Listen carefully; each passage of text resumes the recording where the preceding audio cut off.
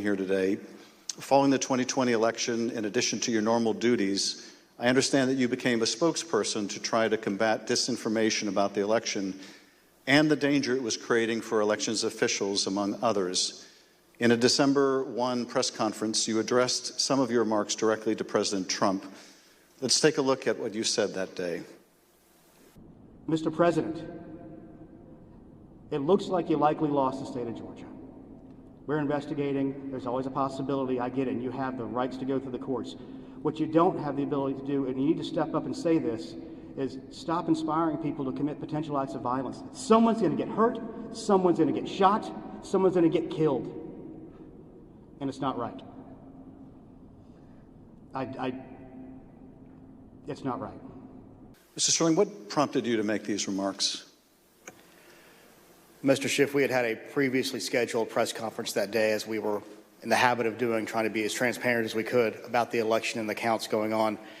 A little after lunch that day, lunchtime, I received a call from the project manager from Dominion Voting Systems, who was audibly shaken. She's not the kind of person I would assume would be that way. She has a master's from MIT, a graduate of the Naval Academy, and is very much on the ball and pretty unflappable.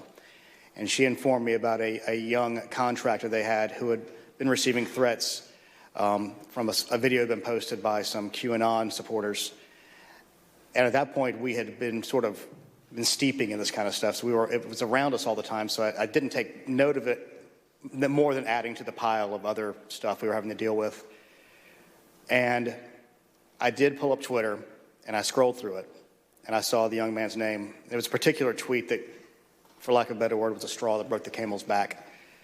Had the young man's name. It was a very unique name. I believe it was a first-generation American. And it said, had his name, "You committed treason. May God have mercy on your soul," with a slowly twisting gif of a noose. And for lack of a better word, I lost it. I just got irate. My boss was with me at the time, the Deputy Secretary, Jordan Fuchs, and she could tell that I was angry. I tend to turn red from here up when that happens, and that happened at that time.